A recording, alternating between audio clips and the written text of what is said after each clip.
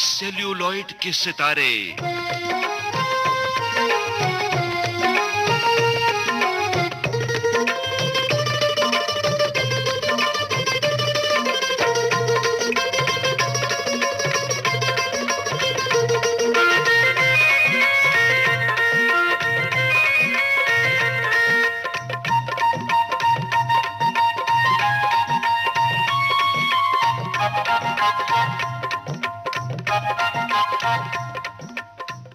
नमस्कार, सेल्यूलॉइड के सितारे।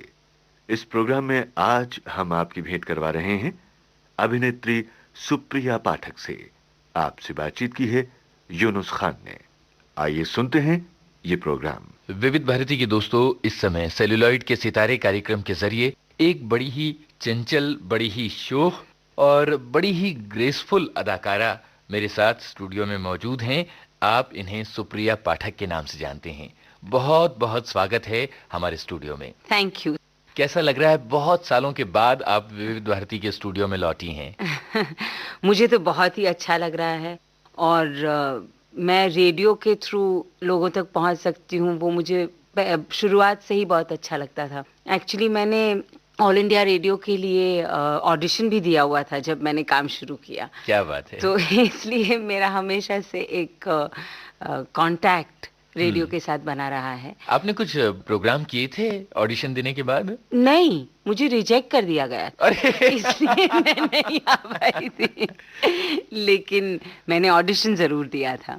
उसके बाद तो फिल्मों में चली गई तो पूरा माहौल ही अलग हो गया, लोगों तक पहुंचने का जरिया ही अलग हो गया। तो फिर रेडियो की तरफ देखा नहीं मैंने।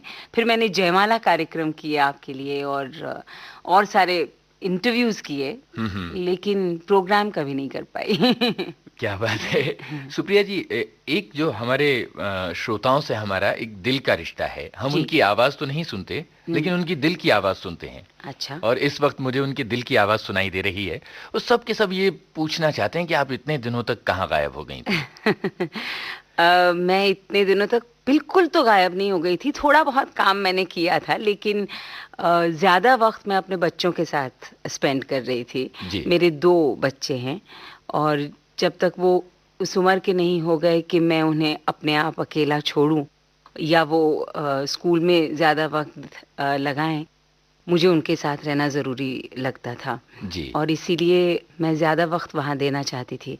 तो मैंने काफ़ी कॉन्शियसली ये डिसीजन लिया था कि मैं नहीं करूँगी अभी काम। ये बात सुनकर मुझे बहुत अच्छा लग रहा है कि आज के ज़माने में भी प्राथमिकताएं इस तरह से तय करने की बात आपके मन में है। बहुत बहुत शुक्रिया। लेकिन मुझे लगता है हर एक औरत को कहीं ना कहीं ये डिसीजन लेना चाहिए और एक वक्त आता है जब लेना पड़ता भी है।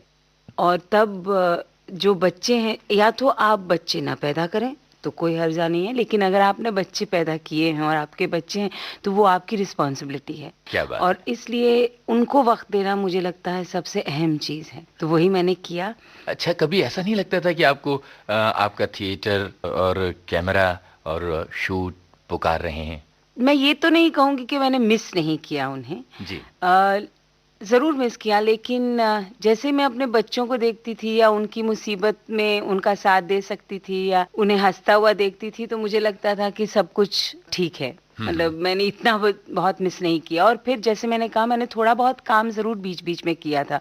जैसे मैंने फिलिप्स टॉप 10 के 1-2 एपिसोड, अबाउट 6-7 एपिसोड किए। और हमारी एक प्रोडक्शन कंपनी मैंने और पंकज कपूर जी ने शुरू की। उसमें हमने मोहनदास BLLB करके एक प्रोग्राम किया जी। जो 52 एपिसोड्स तक चला। फिर हमने दृष्टांत पंकज जी ने डायरेक्ट किया, उसमें मैं प्रोडक्शन भी करती थी और एक्ट भी करती थी। तो हमेशा से काम के साथ तो मेरा संपर्क था ही, इसलिए मुझे इतना मिस नहीं हुआ या मुझे अजीब नहीं लगा कि हाय मैं कुछ भी नहीं कर रही हूँ। अच्छा, हमारे श्रोता जानते होंगे कि प्रसिद्ध अभिनेता पंकज कपूर आपके पति हैं। जी। और उन्हीं से जुड़ा हुआ सवाल है अगला, और वो ये है कि ये जो निर्णय था आपका घर पर गृहस्थी पर ध्यान देने का, इसमें उनकी कितनी भूमिका थी और उन्होंने क्या कहा था, रिएक्शन क्या थी उनकी? उन्होंने मुझे ना कभी काम करने के लिए कहा, ना कभी काम नहीं करने के लिए कहा। उन्होंने नेचुरली, हम दोनों इंडिविजुअल्स थे, जब हम मिले भी तभी भी हम कोई यंग लवर्स तो थे नहीं, छोटे तो थे नहीं इन दैट सेंस। हम काफ़ी मैच्योर्ड थे तो हमने कोई एक दूसरे पे कोई पाबंदियां नहीं लगाई थी। ये डिसीजन कि मैं नहीं काम करना चाहती और अभी मेरा वक्त मेरे बच्चों के लिए है, ये सिर्फ मेरा था। और पंकज जी ने हमेशा मुझे हर एक अपने डिसीजन में बहुत साथ दिया है। और मैं ये कहूँगी, जैसे एक कहावत है कि behind every successful man there is a woman. तो मैं ये भी कहूँगी कि behind every successful woman there is a man. क्या बात है।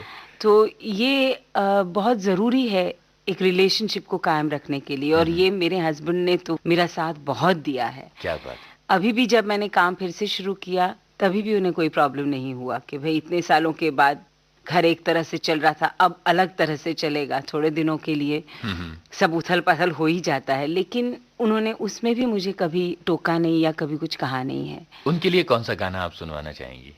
मैं पंकज जी के लिए सोच के बताइएगा। अच्छा, ठीक है, मैं ये सुनवा देती हूँ उनके लिए, जो उन्हें भी बहुत पसंद है, और वो है अभी न जाओ छोड़कर। अभी हमारी मुलाकात का सिलसिला शुरू हुआ है, आप अभी से जाने की बातें करने नहीं लगी। नहीं, मैं पंकज जी का फेवरेट गाना सुनाने की बात कर रही हूँ। चलिए सुनते हैं। जयदेव जी की ये तर्ज है और साहिर साहब ने ये गीत लिखा था। जी जी। अभी न जाओ छोड़ कर कि दिल अभी भरा नहीं, अभी न जाओ छोड़ कर कि दिल अभी भरा नहीं।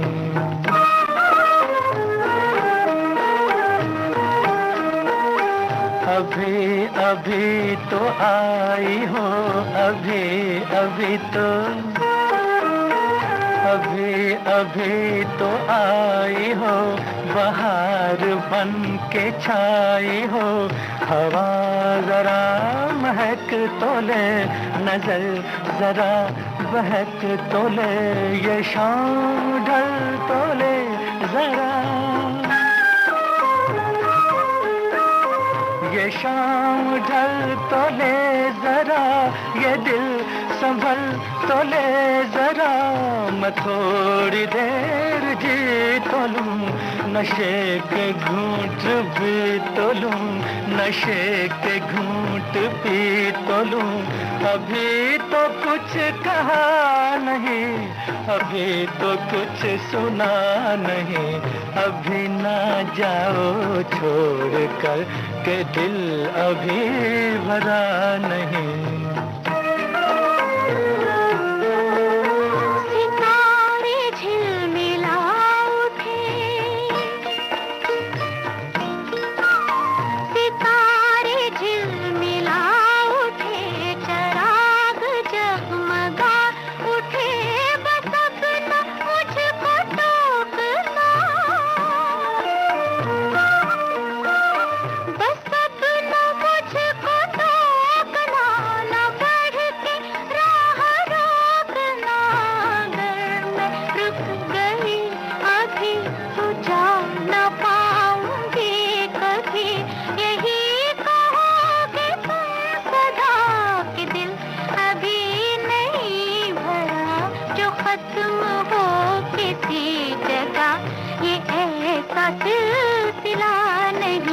अभी नहीं, अभी नहीं, नहीं नहीं नहीं नहीं, अभी ना जाओ छोड़ कर के दिल अभी भरा नहीं। हाँ यही कहोगे तुम सदा कि दिल अभी भरा नहीं। हाँ दिल अभी भरा नहीं, नहीं नहीं नहीं नहीं।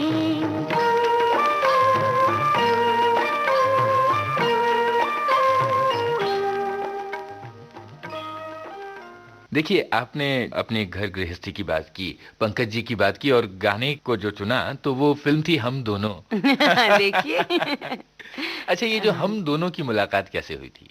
हम दोनों की मुलाकात एक फिल्म शूटिंग के दरमियान हुई थी। जी। हम शूट करने गए थे वहाँ, गिदड़बाहा करके एक जगह है पंजाब में, वहाँ पे हम दोनों मिले। किस फिल्म की शूट चल रही थी? क्या था वो? वो फ़िल्म सागर सरहदी की नई फ़िल्म थी जिसका नाम था अगला मौसम। उन्होंने बाइलिंगुअल बनाई थी, हिंदी और पंजाबी दोनों में। पंजाबी नाम था वगदे पानी।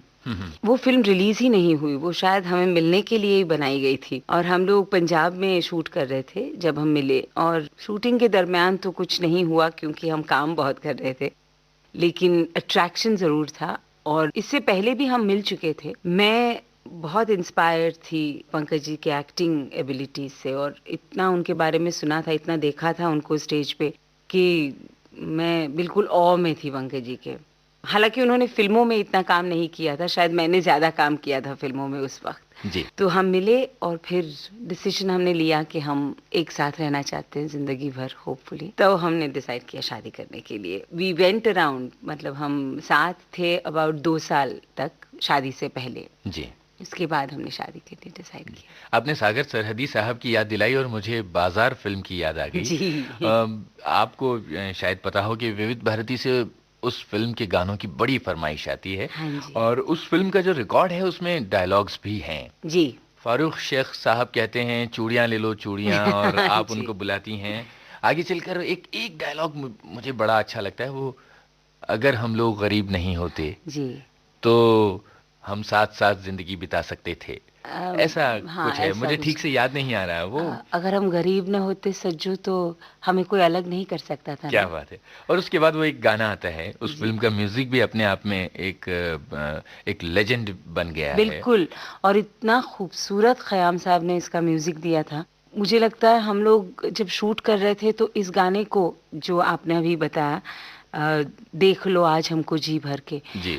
वो इतनी बार हम सुनते थे और मुझे लगता है हम हमेशा उस गाने पे रोते थे। सुनते-सुनते शूट करने से पहले भी हम 2-3 लोग थे, मैं, निशा सिंह करके एक एक्ट्रेस थी वो, हम सब बैठ के इसको सुनते थे और बहुत रोते थे कि वाक़ई दिल को छू लेने वाला गाना है। जी। इसके सारे गाने बहुत ही अच्छे थे, बहुत सुंदर थे। उस फिल्म के बारे में और इससे जुड़ी हुई यादों के बारे में हमें बताइए। यादें तो बहुत है उस फ़िल्म के साथ जुड़ी हुई, क्योंकि वो मेरी दूसरी फ़िल्म थी। मतलब मेरे लिए तो पहला एक्चुअल मेजर रोल वही था। जब मुझे उस फ़िल्म के उनका ऑफ़र आया, तो मुझे सागर साहब ने कहानी बताई और उन्होंने कहा कि मैंने बहुत सारी लड़कियों को देखा है, मुझे कुछ समझ में नहीं आ रहा, मेरे लिए ये बहुत इम्पोर्टेंट कैरेक्टर है, तुम करोगी? मैंने कहा हाँ जी, मैं कर लूँगी। और उन्होंने कहा ठीक है, 4 दिन के बाद हमें हैदराबाद जाना है। मैंने कहा मैं तो नहीं जा सकती क्योंकि मैं तो पढ़ रही हूँ और मेरी तो एग्ज़ाम्स आने वाली है।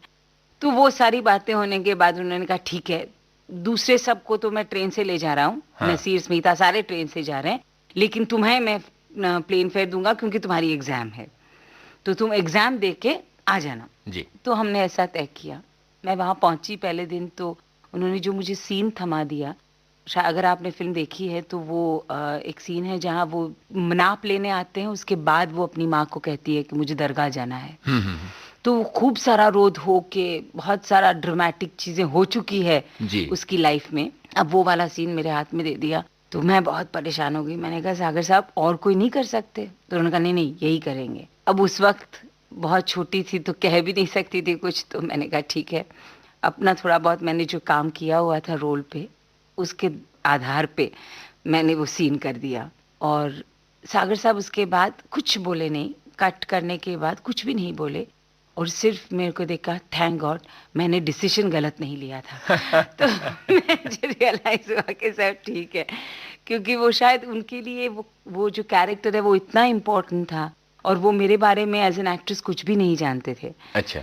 तो नेचुरली उनके दिल में बहुत डर होगा कि भाई ये कैसे करेगी और क्या होगा, पर ही वाज हैप्पी। आपको उस वक्त लग रहा था कि इस फिल्म को इतनी ख्याति मिलेगी? जी नहीं। मतलब इतना नाम मिलेगा? जब मैंने वो फ़िल्म की तो मेरी उम्र ऐसी थी कि मुझे उन चीज़ों के बारे में ख़्याल भी नहीं आ सकता था। मुझे सिर्फ़ काम करने का जज़्बा था मेरे में और मैं बहुत इंटेंस किस्म से काम करना चाहती थी। मुझे उसमें ये नहीं पता था कि कौन-सी चलेगी, क्या होगा, ये कोई इंटरेस्ट नहीं था मुझे। ना मुझे लगता है सागर साहब को भी ये नहीं पता था कि इतनी बड़ी हिट भी होगी और इतनी लोगों को पसंद आएगी। जी। पर मुझे लगता है उस फ़िल्म की जो कहानी है वो इतनी अच्छी है, मतलब एक लड़की की ज़िंदगी के बारे में इतनी खूबसूरती से वो कहानी कही गई है, तो मुझे लगता है हर एक को पसंद आनी ही थी। जाहिर है। जी। अब दिल कर रहा है कि उसी फिल्म का गीत सुन लिया जी जाए। जरूर। कौन सा गीत आप पसंद करेंगी सुनना? आप देख लो आज हमको जी भर के सुना दीजिए। चलिए। वो बहुत सुंदर गाना है। जगजीत कौर की ये आवाज है। जी जी आइए सुनते हैं। जी।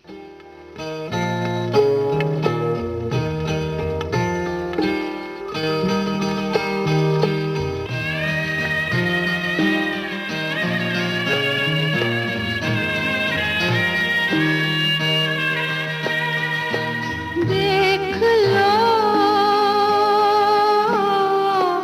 आज हमको जी भर के,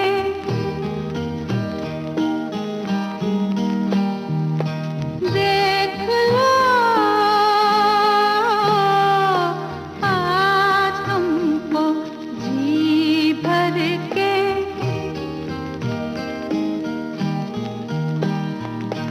कोई आता नहीं है फिर मरे थे,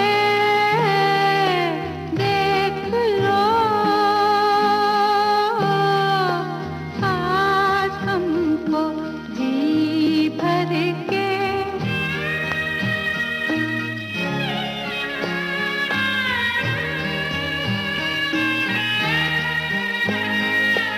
हो गए तुम अगर जे सौगाई, दूर पहुँचेगी मेरी रुसवाई, देख लो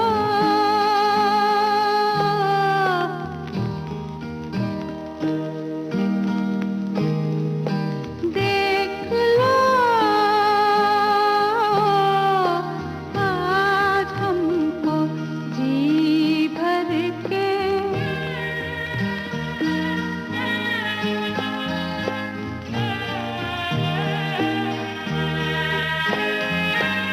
आओ अच्छी तरह से कर लो प्यार, के निकल जाए कुछ दिल का बुखार,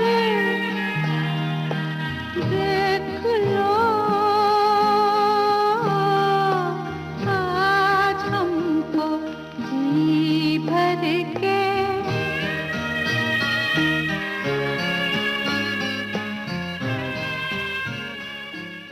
अभी जो आपने बातें की उसमें मुझे एक बात बड़ी अच्छी लगी कि आप उस उम्र में थी जब आप कुछ सोचती नहीं थी कि आगे क्या होने वाला है, हिट होगी या नहीं होगी, बस काम करना है। जी और जब आप आने वाली थी तो मैं आपके बारे में कुछ खोजबीन कर रहा था जी और मुझे पता चला कि आपने काफ़ी थिएटर किया है। और आपकी माँ ने, जो कि बड़ी प्रसिद्ध अभिनेत्री थीं, दीना पाठक जी, उन्होंने आपको एक बार मैना गुजरी नाम के एक नाटक में जी मंच पर उतारा था। जी। एक्चुअली मैं इस प्रोफेशन में आना ही नहीं चाह रही थी। मैं एक डांसर थी और मैं अपना graduation dancing as my main subject के साथ कर रही थी नालंदा यूनिवर्सिटी में। तो मैं थियोरी ऑफ डांस में मेरा डॉक्टरेट करना चाह रही थी। तो मुझे एक्टिंग से कोई लगाव नहीं था, ना मेरा रुझाव था उस तरफ। लेकिन एक नाटक था जो मेरी माँ ने बहुत साल पहले उनकी यूथ में किया था, और वो नाटक उन्हें ऐसा लगा कि मेरी बहन से ज़्यादा मैं समझ पाऊंगी, क्योंकि मतलब आपकी बहन रत्ना जी, रत्ना पाठक जो जी। नसीर साहब की पत्नी है। जी जी। उन्हें लगा कि ये जो, क्योंकि ये कहानी कुछ ऐसी है तो मैं इस रोल को ज़्यादा अच्छी तरह समझ पाऊंगी, तो उन्होंने इसलिए मुझे कहा कि तुम ये कर लो। तो हम एक छोटा सा हमारा चिल्ड्रंस क्लब था, उसके थ्रू हमने ये किया था। प्रोफेशनल लेवल पे नहीं, बिल्कुल एमेटर लेवल पे किया था। बस उसके बाद वो लोगों को अच्छा लगा, उसमें अच्छे रिव्यूज़ मिल गए, तो दिनेश ठाकुर जी ने मुझे ऑफ़र किया कि मैं एक नाटक उनके साथ करूं, बीवियों का मदरसा। बीवियों का मदरसा। तो वो मैंने किया। फिर उसके बाद कलयुग मिल गया। फिर एक तरह से इस प्रोफेशन में मैं ज़बरदस्ती तो नहीं कहूँगी, लेकिन अपने आप ही कुछ बहाव ऐसा हो गया कि मैं यहाँ चली आई। और एक्टिंग में मुझे बहुत दिलचस्पी होने लगी, मुझे उसमें बड़े मज़े आने लगे। इसलिए मैंने कभी अपने आप को रोका नहीं शायद, और मेरा डांस थोड़ा पीछे छूट गया। शशि कपूर साहब और श्याम बेनेगल ने आपको किस तरह से कहाँ देखा था और किस तरह से चुना था?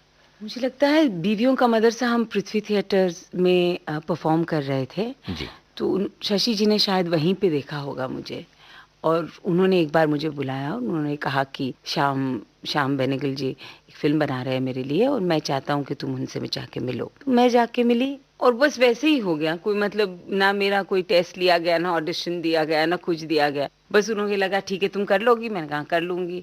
मैं उस वक्त बहुत मोटी थी, तो उन्होंने कहा कि भाई तुम्हें दुबला होना पड़ेगा। मैंने कहा ठीक है मैं दुबली हो जाऊंगी थोड़ी बहुत। ऐसे ही कुछ मतलब अजीब सा ही कुछ था, और मैं बहुत छोटी थी, तो मुझे, जैसे मैं आपको पहले बता चुकी हूँ कि मुझे इस करियर या प्रोफेशन के बारे में इतना एहसास नहीं था। मुझे सिर्फ ये था कि ठीक है ऑफर हुआ है, अच्छा लग रहा है, लोग अच्छे हैं, मैं कर लूँगी। इस तरह से मैंने शुरू किया। जी। तो एक बात लगातार मेरे दिमाग में है, वो ये कि जो आपकी शुरुआत हो रही थी थिएटर से, धीरे धीरे आप फिल्मों की तरफ ला दी गई, जैसा कि उस वक्त पूरा एक समानांतर सिनेमा, जैसे अगर आप इस टर्म को मानती हैं, तो उस तरह का चल रहा था और लगातार आप उस तरफ चली जा रही थी। जी, जैसे मैंने पहले भी कहा कि मुझे एक्टिंग में दिलचस्पी होने लगी थी, तो मुझे ये एहसास नहीं था कि भाई ये बिग बैनर है या नहीं है। मुझे सिर्फ ये पता है कि ये कहानी अच्छी है, इसमें मेरा रोल अच्छा है, मैं इसमें एक्टिंग में कुछ कर सकती हूँ। वैसी कहानियाँ, वैसे रोल शायद ये आप जो कह रहे हैं समानार्थी सिनेमा में ही मिल रहे थे। जो मेन स्ट्रीम सिनेमा, जिसे हम कमर्शियल सिनेमा कहते हैं, उसमें तो हीरोइन का सिर्फ रोल इतना ही होता था कि वो हीरो की लव लाइफ होती थी, और उसमें सिर्फ 4-5 गानों में हिस्सा लेती थी। आज भी वैसे ही होता है। नहीं, आज फिर भी बेटर है मैं ये कहूँगी, लेकिन उस वक्त तो बिल्कुल ही वैसा था। तो ये जो पैरेलल सिनेमा जिसकी बात हम कर रहे हैं, उसमें कहानियाँ अलग होती थी, उसमें औरतों को अलग तरीके से दिखाया जाता था, उनकी कहानियाँ कही जाती थी, तो इसलिए शायद हम उस तरफ से ज़्यादा हम चलते थे, नहीं इस तरफ थोड़ा कम हो जाता था। बातें कुछ ज्यादा गंभीर हो गई नहीं? चलिए एक अच्छा सा गाना सुनते हैं। एक लड़की को देखा तो ऐसा लगा। चलिए ठीक है, ये गाना सुनते हैं, 1942 अ लव स्टोरी। और मेरे favourite music director R.D. Burman साहब का है। क्या बात है।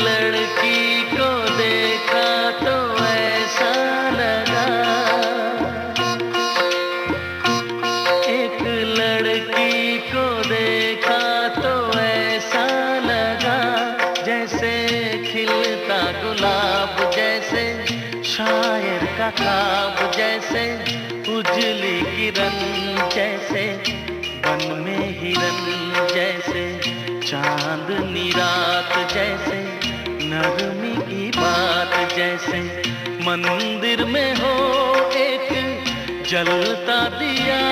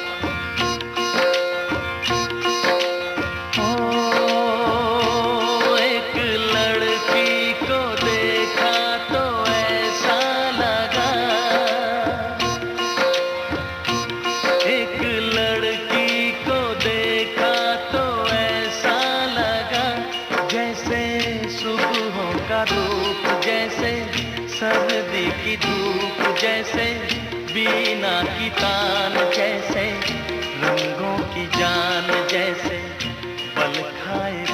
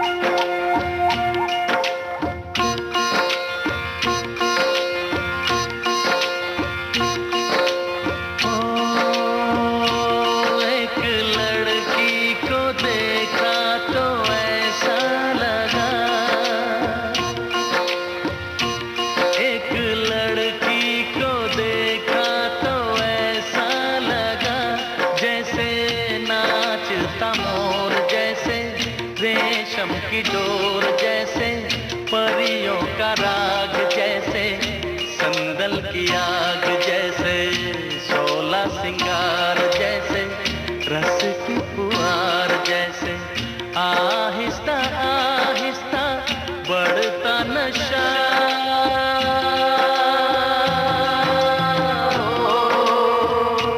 एक लड़की को देखा तो ऐसा लगा,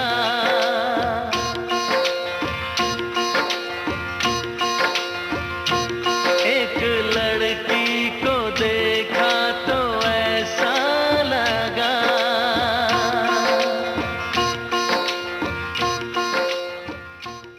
अपने रेडियो सेट पर आपने ट्यून किया है विविध भारती का प्रोग्राम सेल्यूलॉइड के सितारे, और आज के इस प्रोग्राम में हमारी मेहमान हैं अभिनेत्री सुप्रिया पाठक। आपसे बातचीत की है यूनुस खान ने। सुप्रिया जी, बातें थिएटर की भी हुई, आपकी फिल्मों की भी हुई, लेकिन दीना जी के बारे में मैं जी। अब कुछ बातें करना चाहता हूं। वो इसलिए कि वो एक बड़ी समर्थ अभिनेत्री थीं, रंगमंच और फिल्मों में और टीवी पर भी काफी उन्होंने काम किया। जी। उनका आपको किस तरह का सपोर्ट मिलता था? वो आपको क्या बनते हुए देखना चाहती थी? मुझे लगता है सपोर्ट तो मेरी माँ ने मुझे, जैसे हर एक माँ अपनी बेटी को देती होंगी, वैसा दिया। उन्होंने मुझे कभी मेरे डिसीजंस ऑफ क्या फिल्म करूं या क्या ना करूं या कौन सा रोल करूं, उसमें कभी मुझे हेल्प नहीं किया। हेल्प मतलब मैंने कभी चाहा ही नहीं कि वो मेरी मदद करे। हम लोग काफ़ी अपने आप इंडिविजुअल्स को रिस्पेक्ट करते थे, तो ना वो मेरे काम में दखल देती थी ना मैं उनके काम में। लेकिन जैसे मैंने आपको बताया कि पहली बार उन्होंने मुझे इंस्टिगेट किया कि मैं एक्टिंग करूं, और उन्होंने उस दरमियान जब हम वो नाटक कर रहे थे तब काफ़ी सारी चीज़ें हमें सिखाई। मुझे लगता है क्योंकि मैंने कोई थिएटर का वर्कशॉप या कोई नेशनल स्कूल ऑफ ड्रामा या ऐसा कुछ भी नहीं किया था, तो मेरे लिए लर्निंग ग्राउंड जो था, जो सीखने का ज़रिया था, वो सिर्फ माँ का एक्सपीरियंस और माँ की शिक्षा थी। तो कहीं ना कहीं उन्होंने मुझे उस तरह से बहुत दिया। लेकिन एक बार काम में मैं इस प्रोफेशन में आ गई, उसके बाद उन्होंने वैसे मुझे कोई मदद नहीं की। लेकिन हमेशा एज अ मदर उन्होंने बहुत सपोर्ट किया मुझे।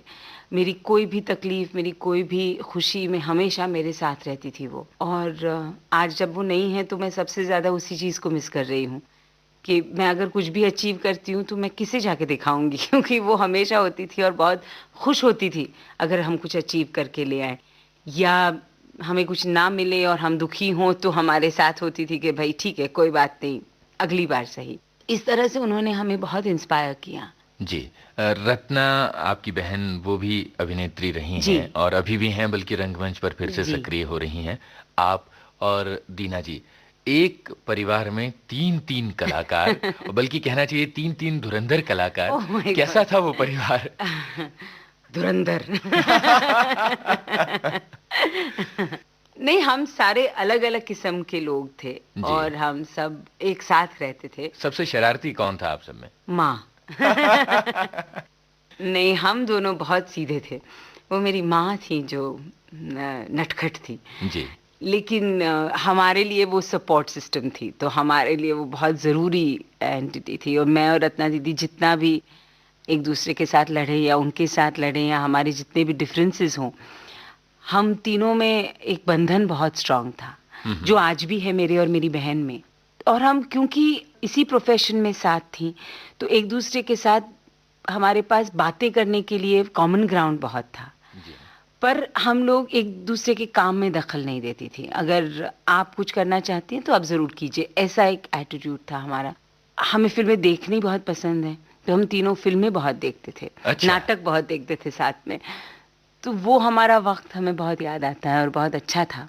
जी।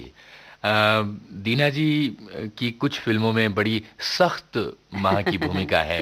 जी। वो जो कहते हैं ना कि स्केल हाथ में लेके और पूरे परिवार पर नियंत्रण करने वाली, वो उस तरह की थी या वो बहुत नर्म दिल थी? नहीं, माँ सख्त नहीं थी, लेकिन नरम दिल भी नहीं थी। वो बहुत उनके मूड्स पे डिपेंड करते थे। पर उनकी एक बात जो बहुत ही कमाल की थी, वो ये थी कि उन्हें लोगों से बहुत प्यार था। जी। किसी भी तरह का इंसान हो, वो उसकी ज़िंदगी में अपने आप को घुला देना या मिला देना चाहती थी और हर एक के साथ, हर एक का प्रॉब्लम उनका अपना प्रॉब्लम हो जाता था। तो वो इतने किस्म के लोगों के साथ मिल-मिल के उनकी पर्सनैलिटी ही कुछ ऐसी हो गई थी कि वो, मैं एक तरह से नहीं कह सकूँगी कि वो सख्त थी या नरम दिल थी। जी। वो सब चीज़ों का एक कॉम्बिनेशन थी। क्या बात है! तो मुझे बहुत उनको, उनकी ज़िंदगी देख के मुझे वाक़ई ऐसा लगता है कि बहुत रंगीन और कलरफुल ज़िंदगी रही है। इसीलिए मुझे इतना बुरा नहीं लगता कि वो चली गई। उन्होंने अच्छी ज़िंदगी जी अपनी, जिस तरह से वो जीना चाहती थी वैसे ही रही जी। और अंत तक उनका साथ मालिक ने बहुत दिया। जी। उनकी कौन-सी फ़िल्म आपको बहुत अच्छी लगती है? यानी पर्दे पर आज भी उनको कौन-सी फ़िल्म में देखना आपको अच्छा लगता है? मुझे गोलमाल में मेरी माँ बहुत पसंद आई थी। जी। एक और फ़िल्म थी जिसमें मुझे मम्मी बहुत अच्छी लगी थी, वो है मोहन जोशी हाज़िर हो। हुँ। उसमें बहुत अच्छा परफ़ॉर्मेंस दिया था माँ ने। जी। आइए एक गाना सुन लेते हैं। जी, ऐसा लग गोलमाल का गाना सुना दीजिए। जी। कौन-सा? आने वाला पल? हाँ, आने वाला पल। चलिए सुनते हैं।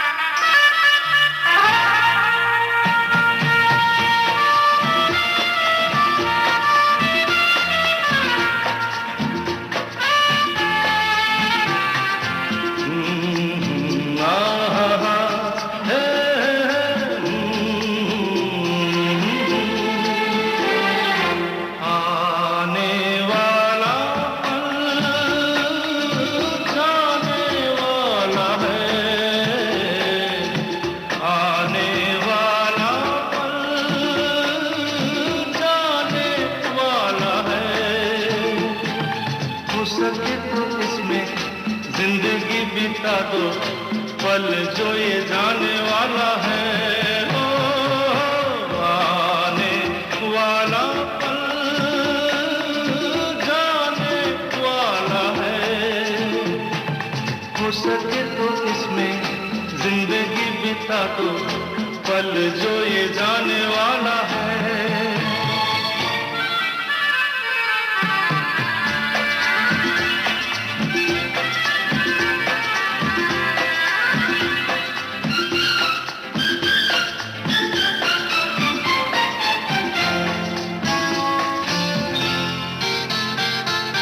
एक बार यूं मिली मासूम सी गली, एक बार यूं मिली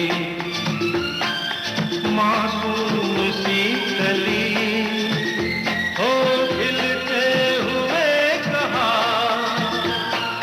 खुशबाश में चली, देखा तो यही है ढूंढा तो नहीं है, पल जो ये जाने वाला है। ओ, आने वाला पल जाने वाला है। हो सके तो इसमें जिंदगी बिता दो, पल जो ये जाने वाला है।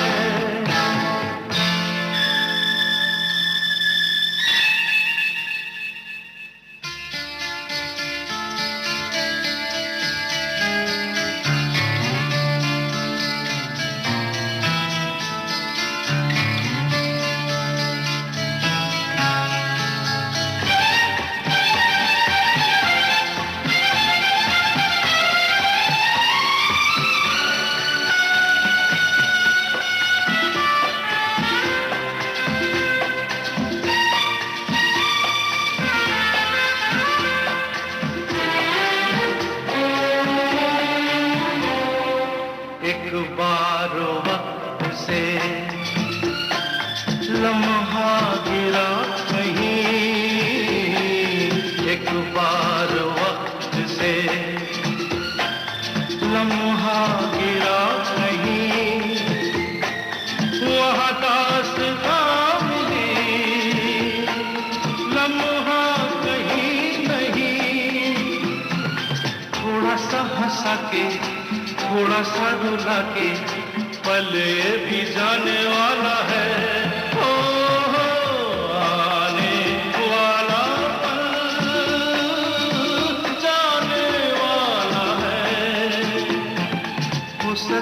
दो इसमें जिंदगी बिता दो, पल जो ये जाने वाला है, ओ, आने वाला पल जाने वाला है, आने वाला पल जाने वाला है।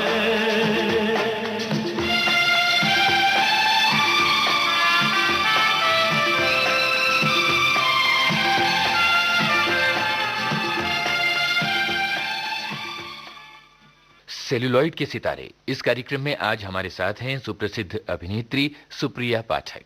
सुप्रिया जी, आप ये बताइए कि जो आपने चूंकि ट्रेनिंग नहीं ली है, आपने बताया, जी। तो उसके बिना एक्टिंग में कितना जोर लगाना पड़ता है या क्या मेथोडोलॉजी अपनाना पड़ती है? मेरी कोई मेथड नहीं है एक्टिंग की, मैं इंस्टिंक्ट से एक्ट करती हूँ।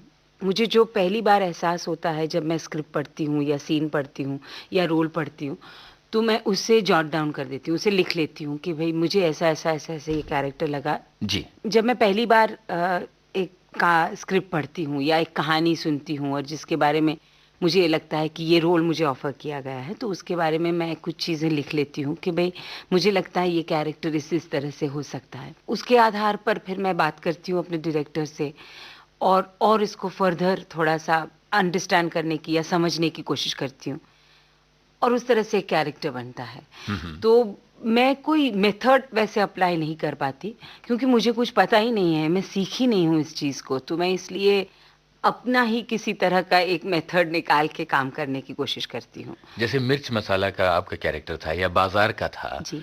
तो या विजेता का जो था, तो जी। किस तरह से आपने काम किया था?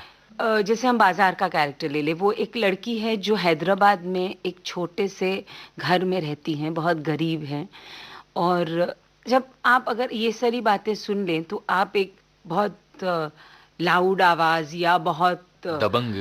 मतलब बहुत जेस्चर्स, बहुत हाथ हिलाने वाली या बहुत ज़ोरदार ऐसी लड़की सोच नहीं पाएंगे।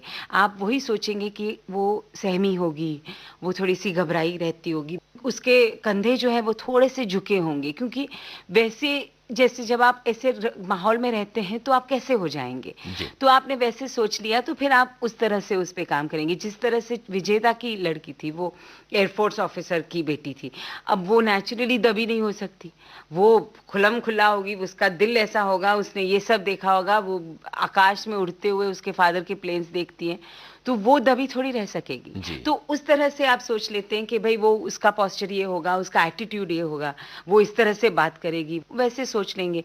फिर मैंने मिर्च मसाला किया, उसमें एक गांव की लड़की थी वो, हालांकि उम्र सबकी एक ही है, जी। उम्र में मैं कुछ नहीं कर पाई, लेकिन जब ये गांव की लड़की की, तो गुजरात की गांव की एक लड़की कैसी होगी, उसको मैंने सोच के एक कैरेक्टर बनाया था। फिर केतन जो डायरेक्टर थे उनके साथ बात करके उसको फिर से वर्क किया उस पे, तो वैसे करके बनते रहे। आपने जिन कलाकारों के साथ काम किया है वो सारे के सारे बड़े समर्थ कलाकार थे, और ऐसा लगता है कि जब बहुत ही प्रतियोगी, कहना चाहिए, समर्थ किस्म के कलाकार सामने हों तो कुछ ज्यादा तैयारी करनी पड़ती होगी। कैसा अनुभव रहता था आपका? मतलब इतने सशक्त कलाकार आपके साथ थे, चाहे नसीर हों, फारूक शेख हों, या आगे मिर्च मसाला की कास्ट, सब स्मिता जी, सब बुलंद लोग थे सब। जी, लेकिन हमें कभी ऐसा एहसास नहीं उन्होंने दिलवाया कि हम ज्यादा बुलंद हैं आपसे। हमें हमेशा वो कलीग्स की तरह या साथ में काम कर रहे हैं, इस तरह का माहौल होता था। कोई हमें ये नहीं बताता था कि भाई हम ज़्यादा जानते हैं आपसे, ऐसा शायद उनका एटीट्यूड ही नहीं था, इसलिए हमें कभी ऐसा एहसास ही नहीं हुआ। मुझे कभी ये नहीं लगा कि मैं इतने धुरंधर लोगों के साथ काम कर रही हूँ। मुझे हमेशा लगा कि ये सारे कैरेक्टर्स हैं और मैं उसमें से एक कैरेक्टर हूँ और मैं वो कर रही हूँ। हम ये कहानी कहने की कोशिश कर रहे हैं। इसमें से कोई एक अपने आप को इंडिविजुअली दिखाने की कोशिश नहीं करता था, तो हम सब एक साथ काम करते थे, एक कहानी कहने की कोशिश कर रहे थे। हम सारे उसी गांव के, जैसे अगर आप मिर्च मसाला लो, उसी गांव के लोग थे ना। स्मिता जी उसमें बड़ी ना मैं उसमें छोटी, माहौल वहाँ का वैसा ही था जी। तो वो मुझे कभी तकलीफ नहीं देता था। मिर्च मसाला पिछले दिनों मैंने फिर से देखी जी। तो पता नहीं क्यों मुझे एक बात आई कि घर में तो जरा सी भी मिर्च तलो तो हालत मुश्किल हो जाती है। आप लोगों ने कैसे इतना काम? बहुत मुश्किल था वो शूट, मेरे लिए सबसे ज़्यादा मुश्किल मुझे लगता है। हम लोगों ने राजकोट के गांव में ये किया था और इतनी गर्मी होती है कि मैं इसके बारे में आपको बताऊं तो आप यकीन नहीं करोगे। और उस वक्त हम लोग एक मिर्ची की फैक्ट्री में काम करते थे, जी। क्योंकि कहानी ही वहाँ की थी। उन्होंने क्या किया था, सॉ डस्ट लेके उसको लाल रंग में डाल के मिर्ची के ढेर बनाए थे। अच्छा अच्छा। सही मिर्च नहीं यूज की बुरा थी, था? लेकिन जी बुरा था। लेकिन जो मिर्ची में हम काम करते वो तो सही थी और उससे हाथ पूरे जलते थे। अरे रे रे। तो हम जब शाम को शूटिंग से वापस जाते थे तो हम पूरे अपने हाथ पे, मुंह पे, गले पे हमें खूब सारा क्रीम मलना पड़ता था, नहीं तो हमारे हाथ जलना बंद नहीं करते थे। जी। एक तो गर्मी, ऊपर से ऐसा माहौल, बहुत मुश्किल से हमने वो फिल्म कंप्लीट की। स्मिता जी के साथ काम करने का कैसा अनुभव था? कमाल का, बहुत ही सुंदर, बहुत ही अच्छी औरत थी वो। और मुझे लगता है उनके जाने से जितना लॉस हमारी इंडस्ट्री को एक एक्ट्रेस का हुआ है, उससे कहीं ज़्यादा एक बहुत अच्छा इंसान खोने का हुआ है। जी। वाकई इतनी अच्छी लेडी थी वो, और मुझे लगता है वो इतना अच्छा काम कर सकती थी कि उनकी मौत ने बहुत जल्दी इस पूरे कहानी को ख़त्म कर दिया। कोई गीत सुना जाए? जी ज़रूर, मैं ये चाहूँगी कि हम सुने ए मालिक तेरे बंदे हम। चलिए ये प्रार्थना सुनते जी। हैं, फिल्म दो आंखें बारह बारह हाथ।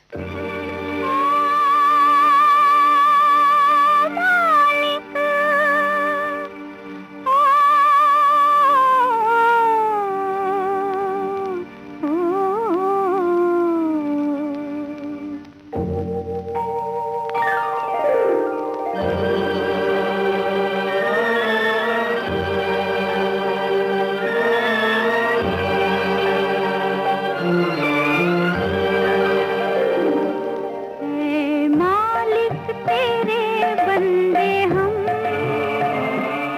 ऐसे हो हमारे करम, नेकी पर चले और बदी से चले, ताकि हंसते हुए निकले दम। हे मालिक तेरे बंदे हम।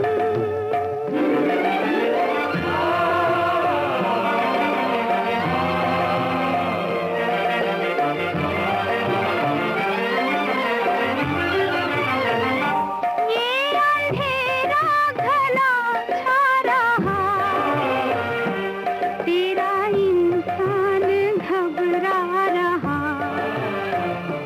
हो रहा बेखबर, कुछ न आता नजर, सुख का सूरज छुपा जा रहा है, तेरी रोशनी में जो दम, तो अमावस को कर दे पूनम,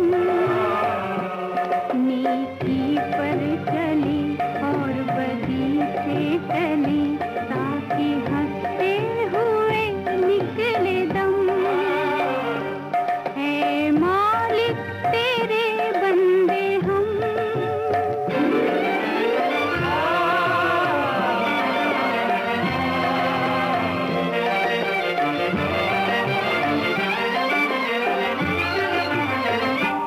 जब जुल्मों का हो सामना, तब तू ही हमें थामना, वो बुराई करे हम भलाई भरे, नहीं बदले की हो कामना, बढ़ उठे प्यार का हर कदम, और मिटे बैर का ये भरम, नेकी पर चले और बदी से चले, ताकि हंसते हुए निकले दम। है मालिक तेरे बंदे हम। सुप्रिया जी, इन दिनों आप छोटे पर्दे पर नजर आ रही हैं और बड़ी कमाल की भूमिका निभा रही हैं। क्योंकि हमने पहले जब आपको देखा था तो आप बड़ी संयमित, गंभीर किस्म की भूमिकाएं करती थीं, जी। सीरियस, और आज तो आप धमाल कर रही हैं। ये परिवर्तन कैसे आ गया? मुझे लगता है उम्र का परिवर्तन है। मैं बहुत सालों के बाद काम उस तरह से कर रही हूँ फिर से, और बहुत अलग किस्म का ये कैरेक्टर है। अलग किस्म का रोल होने की वजह से शायद मुझे उस तरह से प्ले करना पड़ा इस कैरेक्टर को। वैसे आपने, मुझे ये याद आ रहा है, 1985 के आसपास इधर उधर में भी थोड़ी सी कॉमेडी की जी थी। जी, लेकिन उसमें जो कैरेक्टर था वो मेरा बहुत सीधा सा ही कैरेक्टर था। वो एक वर्किंग वुमन लड़की थी और चश्मा लगाती थी। चश्मा लगाती थी, बड़ी सीरियस सी थी। हंसा बिल्कुल, जो खिचड़ी का कैरेक्टर है वो बिल्कुल ही अलग है। जैसे मेरे बच्चों को लोग पूछते हैं कि तुम्हारी माँ वाकई ऐसी है। नहीं, एक अलग किस्म का कैरेक्टर है, वो बहुत ही बेवकूफ़ है। और मुझे सबसे ज़्यादा उसमें यही बात अच्छी लगती है कि वो इतनी इनोसेंटली बेवकूफ़ है, जी। इतनी नादान है वो, कि बहुत सुंदर है वो मेरे हिसाब से, और मुझे करने में बहुत मज़े आते हैं। कितनी ऊर्जा लगती है उसमें, कितनी मेहनत करना पड़ती है आपको? मेहनत तो पहले बहुत की, जब हमने शुरू किया था ये, जब हमने कैरेक्टर बनाया उसका, आपने कैसे अपने मन में बनाया उसको? मतलब आपके मन, आप हंसा के खोल में, उसके जामे में कैसे उतरे? सही में तो मैंने काफ़ी उसके बारे में सोचा, और मुझे लगा कि इतनी बेवकूफ़ औरत कोई होगी, ये यकीन नहीं आ रहा था। तो मैंने अपने डायरेक्टर जो आतिश कापड़िया जी हैं, उनसे मैंने कहा कि इसको हम, है ना, एक बहुत ख़यालों में कोई ऐसा कैरेक्टर होगा, वैसे करके हम इसको प्ले करते हैं। तो उसने कहा, नहीं नहीं सुप्रिया जी, ऐसे बहुत सी लेडीज़ हैं जिसको मैं जानता हूँ। और फिर उसने अपने घर की, अपने जो जो लेडीज़ को मिला है और उनके बारे में उन्होंने मुझे बताया, तो मुझे ये एहसास हुआ कि इतनी सारी औरतों को ये मिला है जो एक्चुअली हंसा जैसी हैं। मैंने कहा फिर तो मुझे रियल प्ले करना पड़ेगा इसको। फिर मैंने इसको बैठ के एक अपना एक ढांचा सा बनाया था इस कैरेक्टर का। आतिश जी से बात की और उसके बारे में हमने एक डिसीजन लिया कि हाँ भाई वो ऐसी होगी। जब आतिश ने मुझे बताया था कि ये और कुछ करती नहीं है घर पे, कुछ काम नहीं करती, तो फिर मैंने ये सोचा कि खूब तैयार होना चाहिए इसको। और आतिश ने ये कहा था कि बहुत तैयार होके गहने वहने, तो फिर मैंने डिसाइड किया, मैंने इतने साल कभी भी इतना मेकअप नहीं लगाया था ना। आज मैं भी नहीं इतना लगाई हुई। आज मैं लगाती नहीं ना, मेरे इतने लंबे अरसे के एक्टिंग करियर में भी नहीं लगाया। जी। तो मैंने कहा चलो इस उम्र में थोड़ा मेकअप लगाया जाए। तो मैंने फिर उस कैरेक्टर को उस तरह बनाया कि खूब सारे गजरे पहनती है। और बस मैंने एक चीज़ आतिश से कही थी, मैंने कहा था कि ये कैरेक्टर कुछ ऐसा है जिसमें एक मियाँ बीबी का कैरेक्टर है, प्रफुल्ल उसके हस्बैंड का रोल जो है। मैंने उनको ये कहा, मैंने कहा पूरे दूसरे सीरियल्स में हम ये दिखाते हैं कि एक हस्बैंड और वाइफ खुश नहीं रह सकते। जितने भी हम सीरियल्स देखते हैं उसमें एक दूसरे के अगेंस्ट ही होते हैं मियाँ बीबी। क्यों, ये मुझे समझ में नहीं आता क्यों। और एक दूसरे को नीचा दिखाने की कोशिश करते रहते हैं या एक दूसरे के से अलग अफेयर्स करते रहते हैं। तो मैं ये समझ नहीं पा रही थी। तो मैंने आतिश से कहा कि हम ऐसा करते हैं कि ये जो औरत है वो अपने हस्बैंड से बहुत प्यार करती है, चाहे वो दुनिया में किसी और चीज़ से करे ना करे, एक गजरों से, एक गहनों से और एक प्रफुल्ल से, क्या ये तीन चीज़ों से वो प्यार करती है। और हमने वाकई, उसने बहुत अच्छी तरह उसको इनकॉर्पोरेट किया इस पूरे सीरियल में कि ये दोनों जितने भी बेवकूफ़ हैं, दोनों ही बेवकूफ़ हैं, लेकिन बहुत प्यार करते हैं एक दूसरे से। और मुझे लगता है ये एक आइडियल कपल है। तो मुझे बड़ा अच्छा लगता है उसको देख के। अच्छा, जो आपका ये कैरेक्टर है खिचड़ी का, ये अगर हमारे श्रोताओं को गाना सुनवाना चाहे तो कैसे बोलेगा? हंसा अगर गाना सुनाना चाहे आपको तो वो कहेगी, ए मेरे को एक गाना सुनाओ ना, तौबा ओ मेरी तौबा ये शरारत दे सुनाओ ना। चलिए सुनते हैं। तुमसे ओ हसीना कभी मोहब्बत न मैंने करनी थी, तुमसे ओ हसीना कभी मोहब्बत न मैंने करनी थी, मगर मेरे दिल ने मुझे धोखा दे दिया, मगर मेरे दिल ने मुझे धोखा दे दिया। तुमसे ओ दीवाने कभी मोहब्बत न मैंने करनी थी, तुमसे ओ दीवाने कभी मोहब्बत न मैंने करनी थी, मगर मेरे दिल ने मुझे धोखा दे दिया, मगर मेरे दिल ने मुझे धोखा दे दिया।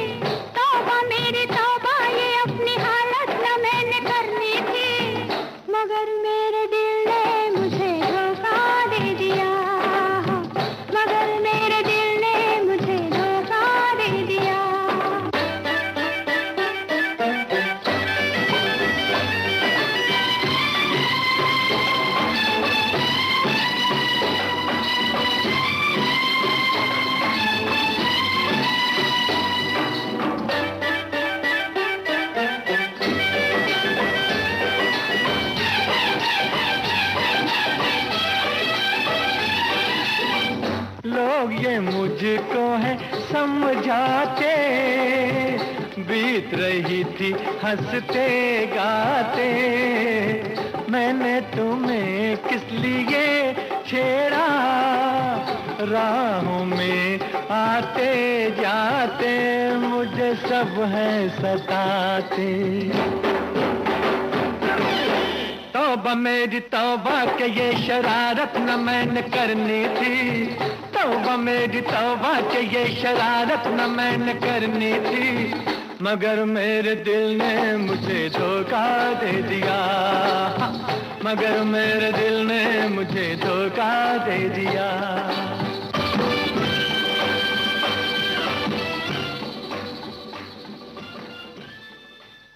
काफी देर आपसे बातें हुई, काफी मजा आ रहा है। चलते चलते कुछ 4-5 फटाफट सवाल आपसे करना चाहता हूँ। आपके शौक क्या क्या हैं? आप खाली वक्त में क्या करती हैं? मैं पढ़ती हूँ और म्यूजिक सुनती हूँ, खाना बनाती हूँ। वाह। और बच्चों की देखभाल करती हूँ और कुछ नहीं करती। सुप्रिया जी, जब खाना बनाती हैं तो सबसे अच्छा क्या बनाती हैं? सब कुछ। वाह भाई वाह। कोई भी खाना मैं बना लेती हूँ। मैं रोज घर पे खाना बनाती हूँ, तो मतलब ऐसा कोई स्पेसिफिक नहीं है, लेकिन राजमा अच्छे बना लेती हूँ मैं। वाह। और पढ़ने में आप इन दिनों क्या पढ़ रही हैं? इन दिनों मैं फिलॉसफी पढ़ रही हूँ। मैं हर किस्म की पुस्तक पढ़ सकती हूँ और मुझे कहानियाँ पढ़ने में बहुत मजे आते हैं। फिक्शन, नॉन फिक्शन मैं थोड़ा कम पढ़ पाती हूँ, लेकिन फिक्शन मैं बहुत पढ़ती हूँ। अभी रिसेंटली मैंने एक का शुरू की है बुक, जो मेरी बेटी है वो आपको कहेगी कि मैंने ख़त्म नहीं की है अभी, हालांकि उसने कर ली है, और वो है हैरी पॉटर। हैरी पॉटर की फिफ्थ वाली जो बुक है, मुझे वो कैरेक्टर्स बहुत ही अच्छे लगे और मुझे लगता है जेके रावलिंग ने इतना कमाल का एक वर्ल्ड बनाया बच्चों के लिए कि हैट्स ऑफ टू हर। अपने बच्चों के बारे में हमें बताइए कि वो किस तरह की शरारती हैं, और मतलब आपको उन बच्चों की सबसे अच्छी बातें क्या लगती हैं? नहीं, मेरी बेटी बहुत सीधी है, बहुत स्नेह वाली है। मेरा बेटा शरारती है, पर वो भी उस तरह की मस्ती नहीं करता कि वो किसी को कुछ हर्ट करे या हार्म करे। दोनों बहुत सीधे बच्चे हैं, और क्योंकि मैं हमेशा उनके साथ रही हूँ तो उनको मौका ही नहीं मिला शायद बहुत शरारत करने का। अब मैं अपने बच्चों के बारे में सब अच्छा ही बताऊंगी ना, तो मैं क्या बोलूं। अच्छा, वो एक्टिंग की तरफ आना चाहते हैं या कुछ रुझान आपको दिख रहा है? मेरे बेटे ने और मेरी बेटी दोनों ने हमारे साथ हमारे जो होम प्रोडक्शंस थे उसमें थोड़ा बहुत काम किया था, और मेरी बेटी इस फील्ड में आना चाहती है, लेकिन उसके बारे में अभी मैं कुछ कह नहीं पाऊंगी क्योंकि वो क्या करना इवेंचुअली चाहेगी। मेरा बेटा जिसने थोड़े से रोल्स किए थे हमारे साथ, उसमें वो बहुत अच्छा है, लेकिन वो बनना क्रिकेटर चाहता है। एक आखिरी सवाल आपके और पंकज जी के बारे में है। जी। आप दोनों पहले बहुत गंभीर भूमिकाएं करते थे, अब दोनों कॉमेडी करते हैं। घर पे कैसी कॉमेडी होती है? मुझे लगता है हम कॉमेडी इसीलिए करते कि हम बहुत खुश हो गए हैं घर पे। हम घर पे कॉमेडी नहीं करते, बहुत गंभीर बातें करते रहते हैं, इसीलिए बाहर जाके खूब सारी कॉमेडी करके आते हैं। नहीं, मुझे लगता है हमें शादी के बाद हमें ये एहसास हुआ कि एक कंप्लीट फैमिली क्या होती है, और उसकी खुशी एक अपनी खुशी होती है, क्योंकि हमें मालिक ने वो दिया तो हम लोगों के साथ वो खुशी बांटना चाहते हैं। बहुत अच्छा लगा आपसे बात करके, बहुत मजा आया। बहुत बहुत धन्यवाद। मुझे भी आपके साथ बात करके बहुत ही अच्छा लगा। Thank you. सेल्यूलॉइड के सितारे इस प्रोग्राम में आप सुन रहे थे अभिनेत्री सुप्रिया पाठक से यूनुस खान की बातचीत। इस कार्यक्रम के निर्माण में तकनीकी सहयोगी थे शशांक काटतरे, प्रस्तुति सहयोग रमेश गोखले का था, और विविध भारती की ओर से इसे आपकी सेवा में प्रस्तुत किया शकुंतला पंडित ने। अब दीजिए इजाजत। नमस्कार।